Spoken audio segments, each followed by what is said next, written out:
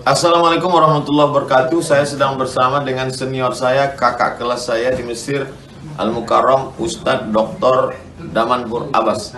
Nikmati kajian-kajian tausiah beliau yang bergizi, berkualitas di channel Ustadz Damanhur Abbas. Jangan lupa tonton, subscribe, like, share, and comment.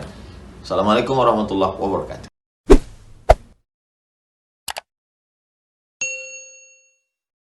Assalamualaikum warahmatullahi wabarakatuh. Alhamdulillahilladzi ahyana ba'dama amatana wa ilaihin nusyur. Asyhadu an la ilaha illallah lahu da'watul haqq.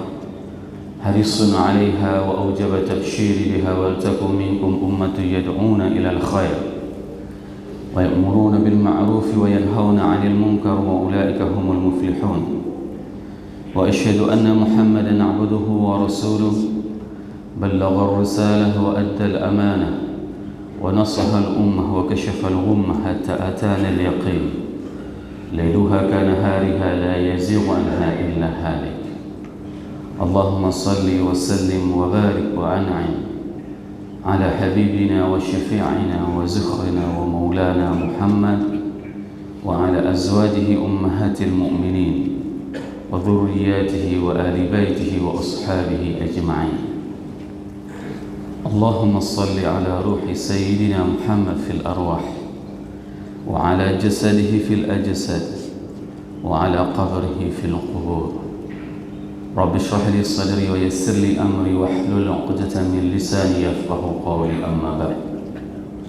Para asatiz yang saya muliakan, ayah bunda yang saya cintai, Bapak Ibu jemaah salat subuh yang dirahmati Allah, marilah senantiasa kita panjatkan puji dan syukur kita kepada Allah yang telah memberikan nikmat keimanan kepada kita sehingga kita dapat berkumpul di tempat yang penuh dengan keberkahan ini bersama orang-orang yang saleh. Ini merupakan salah satu nikmat yang masih Allah berikan kepada kita, sehingga nikmat tersebut harus menjadi sebuah rasa syukur yang terus kita panjatkan kepada Allah. Salawat dan salam mari sama-sama kita panjatkan kepada junjungan kita Nabi besar Muhammad sallallahu alaihi wasallam yang telah mengajarkan kepada kita seluruh panduan kehidupan. Rasulullah sallallahu alaihi wasallam mengajarkan kepada kita apa yang harus kita lakukan pada hari Jumat. Salah satu amalan yang diajarkan oleh baginda Rasulullah sallallahu alaihi wasallam adalah untuk memperbanyak berselawat di hari yang dinamakan dengan Sayyidul Ayyam. Semoga jamaah yang berhadir pada subuh yang berbahagia ini merupakan di antara umat Nabi Muhammad sallallahu alaihi wasallam yang akan diberikan syafaat oleh baginda Rasulullah sallallahu alaihi wasallam dan akan disuguhkan ayat dari Telaga Kautsar dari tangan mulia tersebut. Allahumma amin. Bapak Ibu jemaah yang dirahmati Allah, kalau seandainya kita mentadabburi Al-Quran, maka itu akan menambah frekuensi keimanan kita kepada Allah. Salah satu ayat yang membuat salah seorang ulama besar yang dulunya dia mempunyai tabiat yang tidak baik dan dulunya dia mempunyai kebiasaan yang tidak baik, pada saat dia mendengarkan dan mentadabburi sebuah ayat tersebut, maka ayat itulah yang membuat nuqtatul intilaq, starting point bagi dia, sehingga dia bisa terubah kehidupannya. Yang dulunya dia mempunyai kebiasaan mabuk-mabukan, mempunyai kebiasaan melakukan kriminalitas, namun pada saat dia mendengarkan ayat tersebut, dia menjadi orang yang paling hebat di masanya. Apa ayatnya? Allah berfirman di dalam surat Al-Hadid ayat 16 yang berbunyi, A'udzubillahi minasyaitonir rajim. Bismillahirrahmanirrahim. Alam ya'ni lil ladzina amanu an takhsha'a qulubuhum li dzikrillah wa ma nazzala minal haqq wa la yakunu kal ladzina utul kitaba min qabl fatala 'alaihimul amad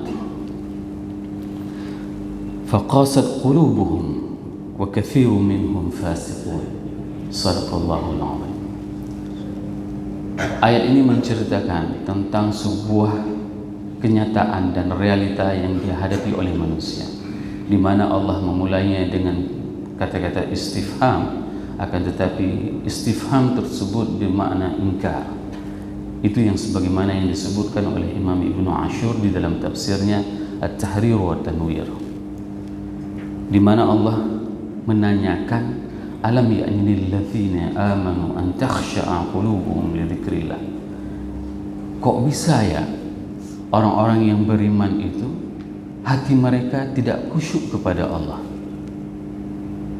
Wa ma nazzala minal haqq, dan apapun yang diturunkan oleh Allah itu adalah benar adanya, tapi mereka itu enggak percaya, mereka itu tidak khusyuk. Ini merupakan istifham ala makna ingkar. Ini merupakan pertanyaan, tapi pertanyaan tersebut menafikan, meniadakan. Inilah kondisi umat Islam hari ini. Mereka menjumpai ayat-ayat Al-Quran, akan tetapi mereka belum mempercayai ayat-ayat tersebut. Mereka mengetahui bahwasanya apapun yang diturunkan dari Al-Quran tersebut, apapun yang disampaikan oleh baginda Rasulullah, itu merupakan hak, itu adalah benar, tapi mereka tidak khusyuk terhadap apapun yang mereka dapati. Dan ini merupakan potret keimanan umat Islam hari ini. Selanjutnya, wala yakunu kalladzina utul kitab min qabl, dan janganlah sampai seperti, dan janganlah terjadi seperti orang-orang yang telah diberikan kitab.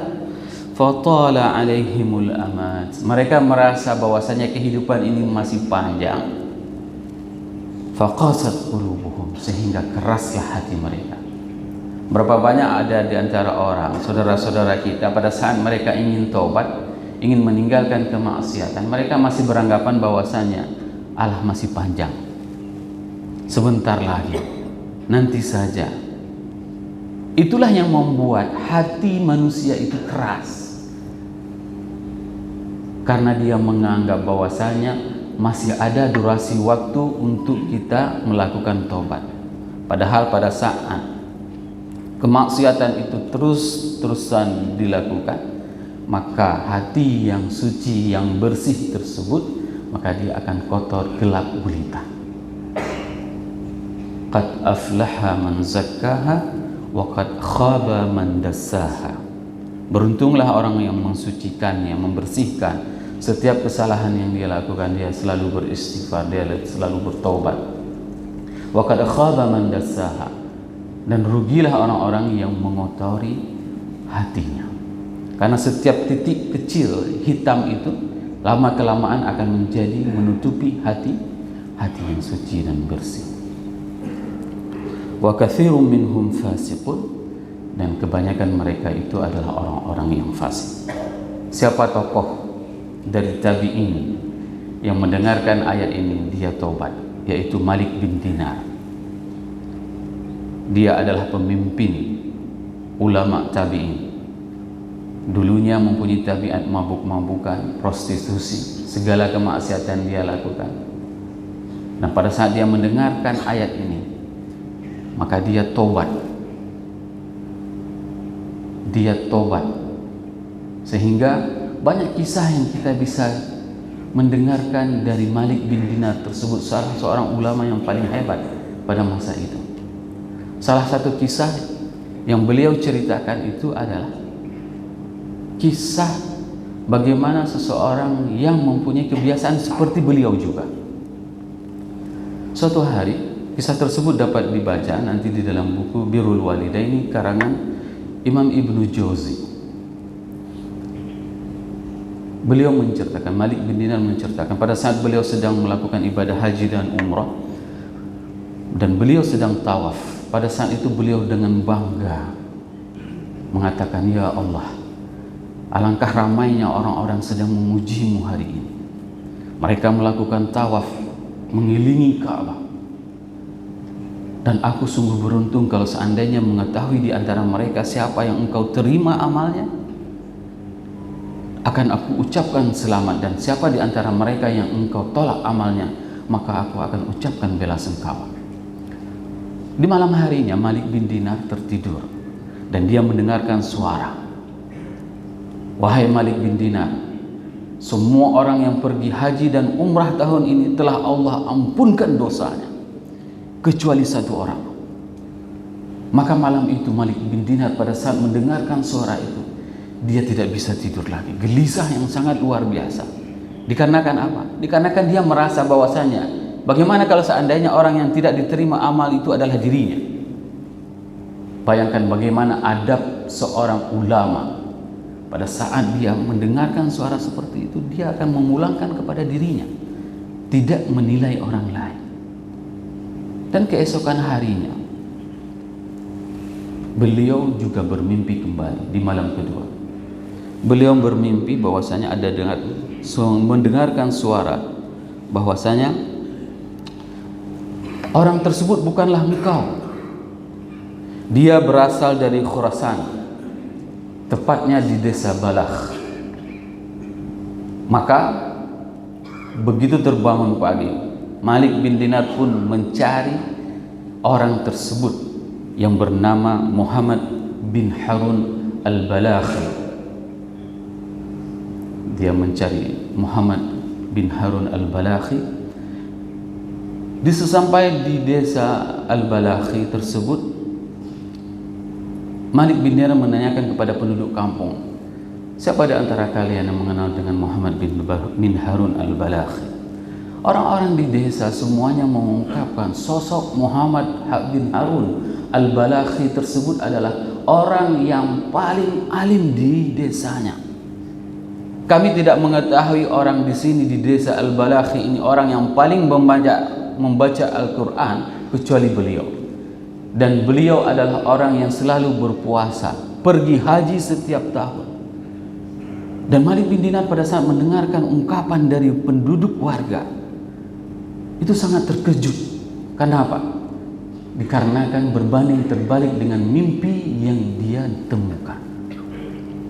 Pada saat itu dia menanyakan di mana dia tinggal. Dia tinggal di reruntuhan. Pada saat Malik bin Dinar mencari di reruntuhan tersebut, dia melihat dari kejauhan ada seorang laki-laki yang mengikat tangan kanannya di lehernya, seraya tali tersebut diikat di kakinya. Dan orang tersebut menanyakan, siapa engkau? Malik bin Dinar mengatakan bahwasanya aku adalah Malik bin Dinar, ingin bertemu denganmu. Ceritakan kepadaku apa yang engkau lihat di dalam mimpimu. Pada saat itu Malik bin Dinar tidak mau menceritakan. Aku malu menceritakan mimpiku kepadamu. Namun Muhammad bin Harun tetap meminta kepada Malik bin Dinar untuk menceritakan mimpinya. Dan diceritakanlah mimpinya, bahwasanya Allah mengampuni segala dosa orang yang pergi haji tahun itu, kecuali dosamu. Apa yang engkau perbuat sehingga Allah tidak mengampunimu? Sehingga pada saat itu Muhammad bin Harun al-Balakhi menangis yang cukup lama. Sehingga dia menceritakan ceritanya. Dia menceritakan bahwasanya aku dulu mempunyai kebiasaan mabuk-mabukan bersama teman-temanku. Suatu malam aku mabuk kelewat batas sampai hilang akalku. Dan aku pulang ke rumah dalam keadaan tidak sadar. Pada saat sampai di rumah, ibuku menyuapku sedang dalam keadaan mabuk. Bayangkan bagaimana kasih sayang seorang ibu terhadap anak. Ibuku menyuapku dalam keadaan mabuk. Dan pada saat itu ibuku menceritakan kepadaku bahwasanya, wahai anakku, tidakkah engkau malu kepada Allah? Hari ini merupakan hari terakhir bulan Sya'ban. Besok Ramadan, orang-orang semuanya telah bersiap-siap untuk menyambut Ramadan, sedangkan engkau masih mabuk-mabukan. Lalu ku tampar ibuku. Dan pada saat itu ibuku mengatakan kepadaku, celakalah. Dan ku ambil dia dan ku lempar di dalam api sehingga ibuku terbakar hangus seperti roti bakar. Dan sesaat aku sadar, diceritakan oleh istriku bahwasanya aku telah membunuh ibuku, maka mulai hari itu aku bertobat kepada Allah. Aku bertobat kepada Allah. Pergi haji setiap tahun. Semua budakku kubebaskan. Aku semua hartaku kusedekahkan. Aku berpuasa selama 40 tahun, qiyamul lail selama 40 tahun. Dan setiap tahunnya ada orang yang saleh mendatangiku, menceritakan tentang mimpinya bahwasanya amalku tidak diterima oleh Allah. Dan pada saat itu Malik bin Dinar mendengarkan ungkapan dari seorang yang bermaksiat kepada Allah tersebut. Lalu dia tampar wajah orang itu. Tamparnya Muhammad bin Harun, celakalah engkau. Hampir saja dunia ini hangus dikarenakan perbuatanmu. Sehingga pada saat itu Malik bin Dinar meninggalkan Muhammad bin Harun. Dan pada saat dia meninggalkan Muhammad bin Harun tersebut menangis dan bermunajat kepada Allah dengan ungkapan yang sangat luar biasa. Apa yang dipanjatkan doa oleh Muhammad bin Harun al-Balakhi? Ya farijal hammi wa ya kashifal gham. Duhai zat yang menghilangkan rasa kegundahan, menyikap rasa kegelisahan. Dia mengadahkan tangannya kepada Allah, meminta kepada Allah. Yujibu da'watal muttarri, yang mengabulkan doa orang-orang yang terdesak.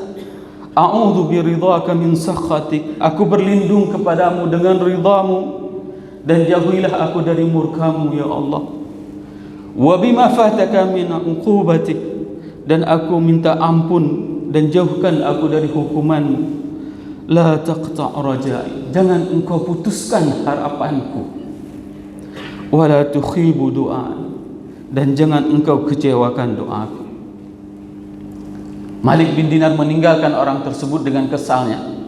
Sehingga apa yang terjadi? Pada malam harinya datang lagi suara tersebut yang mengatakan, wahai Malik bin Dinar, jangan pernah engkau membuat orang berputus asa terhadap rahmat Allah. Kembalilah kepadanya. Katakan kepada Muhammad bin Harun al-Balakhi bahwasanya Allah dari Malul A'la telah melihat pintanya dan telah diampuni dosanya. Nanti di hari akhirat, setiap binatang yang bertanduk, yang menanduk, yang tidak punya tanduk, maka akan dihisab oleh Allah. Begitu juga dengan Muhammad bin Harun al-Balakhi. Dia diputuskan oleh Allah bersalah karena melakukan kemaksiatan kepada Allah, melakukan minuman-minuman khamar dan membunuh orang tuanya, maka dia akan diazab di dalam api neraka. Dan di saat dia sudah dibersihkan di dalam api neraka, maka dia akan dikumpulkan bersama pangkuan ibundanya. Dia akan dikumpulkan kembali bersama ibunya setelah dibersihkan di dalam neraka. Ini merupakan salah satu kejadian penting, bahwasanya mengabdi kepada orang tua itu merupakan sebuah hal yang memang harus kita lakukan. Pada saat Allah sendiri mengatakan, wa qadha rabbuka alla ta'budu illa iya wa bil walidaini ihsan. Berbakti kepada Allah, taat kepada Allah itu merupakan taat yang wajib. Dan kepada makhluk, hanya kepada orang tua kita boleh taat. Bayangkan Allah menyandingkan ketaatan kepadanya dengan ketaatan kepada orang tua kita. Maka hadirin jemaah yang dirahmati Allah, buatlah orang tua kita bangga. Cium tangannya, raih tangannya, bawa dia ke masjid, karena itu merupakan hal yang membuat dia bahagia. Ada salah seorang anak, pada saat dia meminta ibunya untuk dibawakan jalan-jalan kemanapun, ibunya menjawab, tidak usah nak. Ibu bahagia kalau seandainya engkau bawakan ibu itu ke masjid, bukan engkau bawa jalan-jalan traveling. Ini yang harus kita lakukan selaku anak. Pada saat kita masih mempunyai orang tua, peluk dia, cium dia. Karena ini adalah kebahagiaan yang akan dirasakan oleh orang tua. Semua orang tua menginginkan diperlakukan oleh anaknya seperti itu. Dan bagi mereka yang sudah tidak mempunyai lagi orang tua, semoga Allah jadikan kubur mereka itu adalah rawdatun min riyadil jannah. Semoga Allah menjadikan kubur mereka itu adalah cahaya tidak disiksa di dalam kuburnya. Dan semoga kita selaku anaknya itu menjadi amal terbaik yang ada di atas muka bumi ini. Pada saat dia dulu tidak bisa beramal secara maksimal kepada Allah dikarenakan mendidik kita, maka kita anaknya itulah sebagai penerus amalnya. Dulu dia tidak bisa bersedekah, tidak banyak sedekahnya.